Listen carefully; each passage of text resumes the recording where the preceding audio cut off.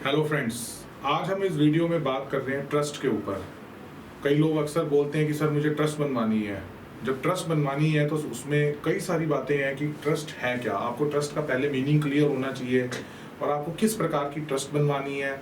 आपको ये मालूम होना चाहिए कि आप उससे ट्रस्ट से बनवाकर आपको क्या बेनिफिट लेने हैं, और जब ट्रस्ट बनाते समय आपको क्या क्या प्रिकॉशंस लेने हैं ये आपको ध्यान रखना चाहिए। और ट्रस्ट के अंदर कुछ अपनी तरीके की बहुत सारी लीगल प्लानिंग्स असूलत भी अवेलेबल है, वो सब हम आज इस वीडियो में बात कर रहे हैं। सबसे पहले जब हम ट्रस्ट की बात कर रहे हैं तो हम ट्रस्ट का पूरा मैं कॉन्सेप्ट फटाफट आपको समझा दूंगा। ट्रस्ट में जब भी आप बात करेंगे, एक होगा सेटलर। सेटलर एक ऐसा इंसान है जो कि अपना विश्वास आपके हाथों में देगा और आप क्या बन रहे हो, ट्रस्टी। सेटलर मतलब जो भी बंदा पैसा दे रहा है या कुछ भी प्रॉपर्टी दे रहा है और सेटल कर रहा है डीड के ऊपर, एक डीड के ऊपर एक किसी भी चीज को जो सेटल करता है और जिसके हाथ में देता है कि जो बंदा उसको संभाल कर रखेगा, उस पर्सन को हम बोलते हैं ट्रस्टी, राइट। तो जब भी ट्रस्ट हम बनाते हैं तो एक सेटलर की जरूरत है और एक ट्रस्टी की जरूरत है। कई लोगों को कंफ्यूजन है कि ट्रस्ट बनाते समय नेशनल लेवल ट्रस्ट बनानी है, हमें स्टेट लेवल ट्रस्ट बनानी है, तो उनको ये कंफ्यूजन होती है कि इसमें मेंबर्स कितने चाहिए। ट्रस्ट को बनाने के लिए दोस्तों नॉर्मली हमारे को 2 मेंबर्स चाहिए होते हैं। हमारे देश में फेडरल स्ट्रक्चर है तो हर स्टेट का अपना अपना गवर्निंग लॉ है। जैसे बॉम्बे के अंदर अगर आप गुजरात के अंदर ट्रस्ट बनाते हैं और चैरिटेबल ट्रस्ट बनाते हैं अगर आप उसके अंदर, तो वहाँ पे बॉम्बे ट्रस्ट एक्ट लगता है। दिल्ली के अंदर कोई एक्ट नहीं है, उत्तर प्रदेश के अंदर कोई एक्ट नहीं है।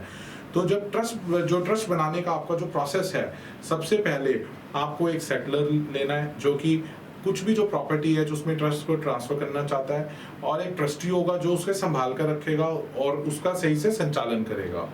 तो इन पूरी अंडरस्टैंडिंग को आप एक डॉक्यूमेंट के ऊपर लिखते हैं, that is called the trust deed. Trust deed के अंदर हम बहुत सारी बातें लिखेंगे कि भी हम किस पर्पज से ट्रस्ट बना रहे हैं, उसका कॉन्स्टिट्यूशन क्या होगा, उसका चेयरपर्सन कौन होगा, उस ट्रस्ट की गवर्निंग बॉडी क्या होगी, ट्रस्ट की गवर्निंग बॉडी के इलेक्शंस कैसे कंडक्ट होंगे, जो भी पदाधिकारी हमने रखा है उसकी टेन्योर का वैलिडिटी कैसे होगा, बैंक अकाउंट के ऑपरेशंस कैसे होंगे, अगर ट्रस्ट को डिसॉल्व करना है तो उसका रेवोकेबिलिटी क्लॉज कैसे होगा। तो उसमें बहुत सारी बातें जो पूरी ट्रस्ट के अंदर हम डीड के अंदर करते हैं।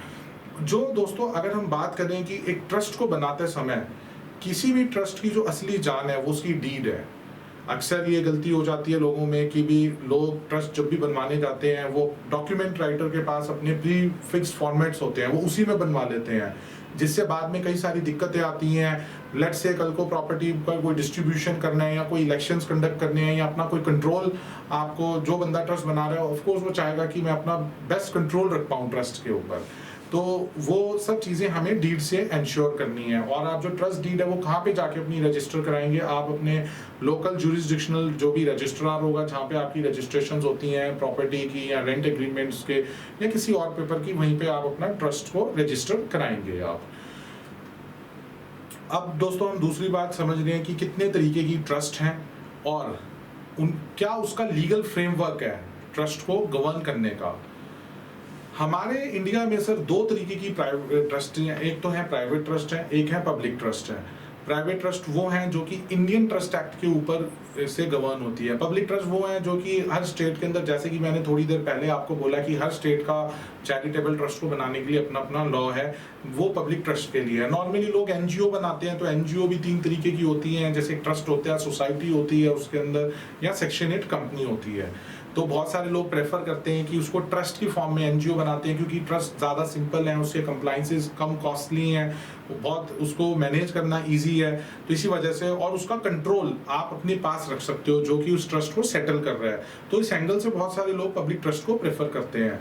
प्राइवेट ट्रस्ट का बेसिकली जो पर्पस होता है, बेसिकली जो पर्पस है उसका ट्रस्ट का, प्राइवेट ट्रस्ट का, वो तो ये है कि भी जैसे किसी का कोई भी एसेट प्रोटेक्शन करना है किसी को, कि भी उसके जाने के बाद वो प्रॉपर्टी भाई कि इसके बंदे के हाथ में जानी चाहिए या ऐसा कुछ है, तो उस केस में प्राइवेट ट्रस्ट लिखते हैं जिसमें एक आइडेंटिफाइड बेनिफिशियरी है।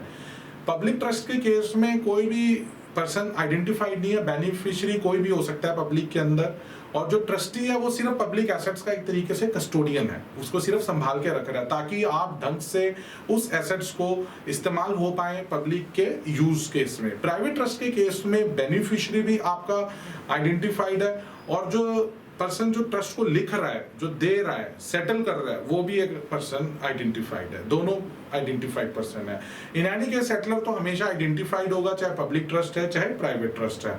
प्राइवेट ट्रस्ट के जैसे कुछ एग्जांपल्स में एसेट प्रोटेक्शन ट्रस्ट हम बोलते हैं, या चाइल्ड स्पेशल चाइल्ड ट्रस्ट बोलते हैं कि कोई बच्चा जैसे अपाहिज है या देख नहीं सकता है, जैसे कुछ तो माँ बाप उसको आउट ऑफ पेटी उसके फ्यूचर को सिक्योर करने के लिए उसके लिए एक स्पेशल ट्रस्ट रखते हैं। उस ट्रस्ट में जैसे कुछ बोल देते हैं कि लेट्स से हमने 1 करोड़ रुपए की एफडी डाल दी है, एक मकान डाल दिया या कोई प्रॉपर्टी, और फ्यूचर में जो भी इंटरेस्ट आएगा या जो भी रेंट आएगा उस प्रॉपर्टी से वो इस बच्चे के बेनिफिट के लिए यूज हो जाए। तो उस तरीके की चीजें प्राइवेट ट्रस्ट के अंदर लोग यूज करते हैं और उसका यही पर्पस है। कई सारे लोग कई तरीके की प्लानिंग्स वगैरह भी होती हैं ट्रस्ट के थ्रू, जैसे लॉन्ग टर्म आप अपने सक्सेशन प्लानिंग कर सकते हो ट्रस्ट के थ्रू। और सक्सेशन प्लानिंग में कि आपका उत्तराधिकारी कौन होगा, अगर पहले मान लो आप चले जाएं, कोई और चला जाए, मान लो आप क्यों जाएं, तो पहले कोई चला जाए तो वो हमेशा चाहेगा कि भी उसके पीछे से उस प्रॉपर्टी का एक प्रॉपर गार्जियन हो, तो उसके थ्रू ट्रस्ट के थ्रू वो अपनी प्लानिंग्स कर सकता है। वैसे ही अपने सोशल ऑब्जेक्टिव्स को अचीव करने के लिए लोग एनजीओ को इनकॉर्पोरेट करते हैं, जिसमें वो कुछ जो भी दान पुण्य है किसी धर्म की जगह पे, कुछ खाना वगैरह, कुछ लोगों की मेडिकल रिलीफ से रिलेटेड या एनवायरनमेंट से रिलेटेड कुछ भी काम करना चाहते हैं, वो उसी ट्रस्ट के थ्रू अपनी प्लानिंग्स कर सकते हैं। इसके अलावा और भी बहुत सारे लीगल पर्पसेस हैं ट्रस्ट को बनाने के, ये सब चीज़ें हैं। तो मैं इस वीडियो में आई होप कि आप लोगों को ट्रस्ट का एक पूरा ग्लिम्स मिला। फिर भी अगर आपको ट्रस्ट से रिलेटेड कोई भी लीगल एडवाइस लेनी है या कुछ आपको मन में क्वेश्चन है तो आप हमारी वेबसाइट पर लॉगिन कर सकते हैं, आप दिए हुए कॉन्टैक्ट नंबर पे व्हाट्सएप कर सकते हैं या कॉल भी कर सकते हैं। थैंक्स अ लॉट दोस्तों for watching the video. Thank you.